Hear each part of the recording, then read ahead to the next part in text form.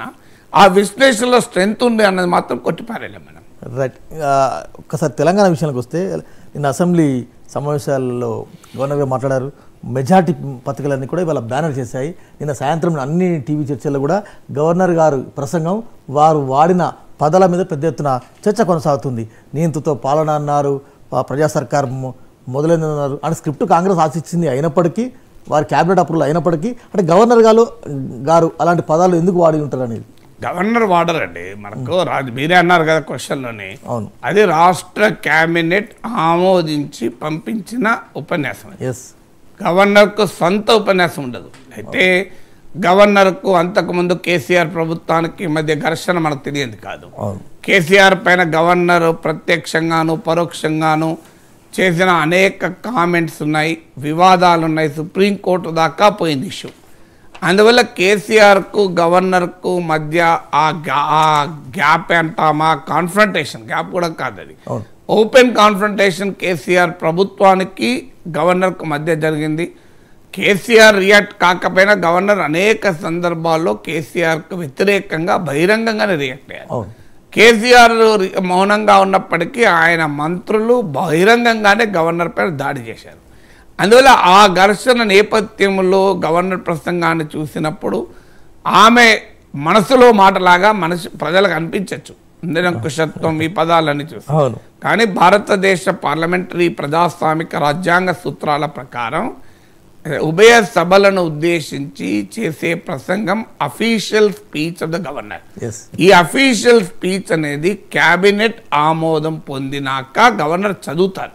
మీరు తమిళనాడు గవర్నరు కొన్ని పేరాలు నేను చదవా అని చెప్పి ఆయన ఎత్తివేశాడు. అది ద్రవిడియన్ మూమెంట్ అని, మీకు పెరియారు, అన్నాదురై ఇలాంటి పదాలు వచ్చిన చోట నేను చదవను అని చెప్పి 2 పేరాలు ఎగరగొడితే పెద్ద ఇష్యూ అయింది. ఆ చదవకపోయినా వాటిని చదివినట్టుగానే భావిస్తూ తమిళనాడు అసెంబ్లీ తీర్మానం కూడా చేసింది. అందువల్ల గవర్నర్ హాజ్ నో ఆప్షన్.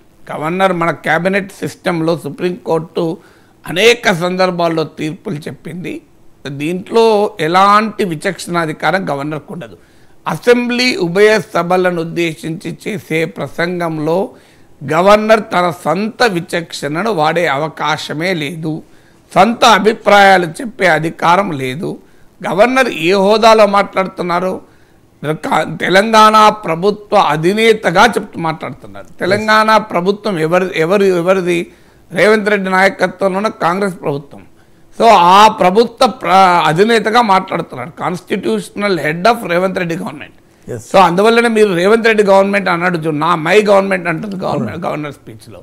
అందువల్ల క్లియర్గా that is a cabinet adapted speech. ఇక అది కాంగ్రెస్ మేనిఫెస్టో లాగా ఉంది అనేది బీఆర్ఎస్ విమర్శ. కాంగ్రెస్ మేనిఫెస్టో లాగా లేకపోతే బీఆర్ఎస్ మేనిఫెస్టో లాగా ఉంటుందా? బీజేపీ మేనిఫెస్టో లాగా ఉంటుందా? కాంగ్రెస్ ప్రభుత్వము, కాంగ్రెస్ ముఖ్యమంత్రి నాయకత్వంలో కాంగ్రెస్ మంత్రివర్గం ఆమోదించిన క్యాబినెట్ అది, ఆ స్పీచ్ అది. మరి అది కాంగ్రెస్ మేనిఫెస్టో లాగానే ఉంటుంది. అందులో తొలిసారి అధికారంలోకి వచ్చాక తొలిసారి ప్రసంగం. సో అందువల్ల ఇప్పటికిప్పుడు ఆ ప్రభుత్వం చేసింది చెప్పుకోవడానికి కాంగ్రెస్ ప్రభుత్వం ఏమీ లేదు కదా, ఏం చెప్పాలి మరి గవర్నర్ ప్రసంగంలో? సో ఒక 1 year తర్వాత బడ్జెట్ స్పీచ్ అవుతున్నామో ఆ లాస్ట్ 1 yearలో ప్రభుత్వం చేసింది చెప్పడానికి స్కోప్ ఉంటుంది. లేదు బీఆర్ఎస్ గెలిచి ఉంటే 10 ఏళ్ల కంటిన్యూటీ ఉంది కనుక ప్రభుత్వం చేసింది చెప్పే ఉంటుంది.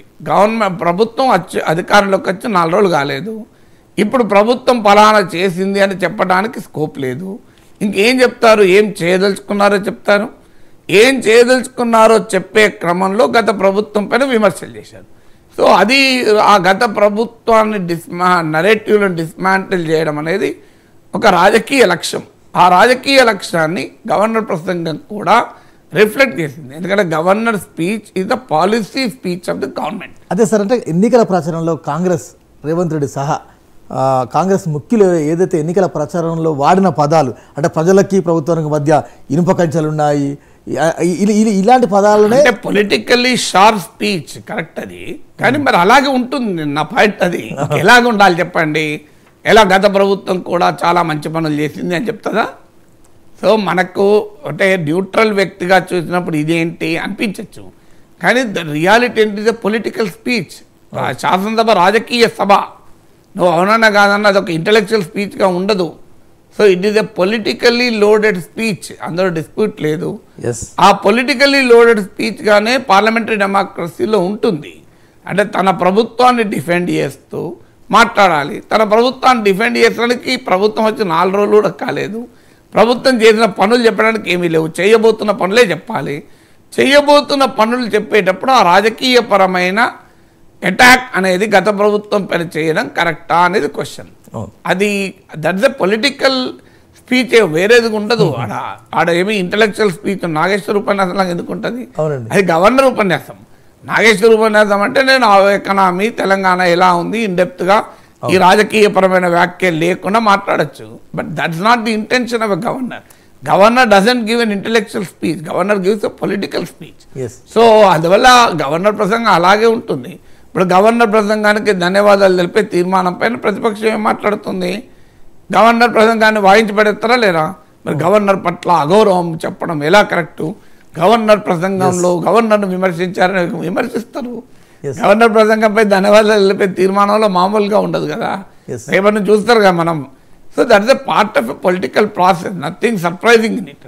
ఎస్, అసెంబ్లీ ఇష్యూస్ నుంచి బయటకు వచ్చే ముందు ఇంకొక చిన్న టాపిక్ నిన్న అనుకున్నాము. భారతీయ జనతా పార్టీ 1 నుంచి తన సంఖ్యను 8 మందికి పెంచుకుంది, 8 మంది ఎమ్మెల్యేలు గెలిచారు.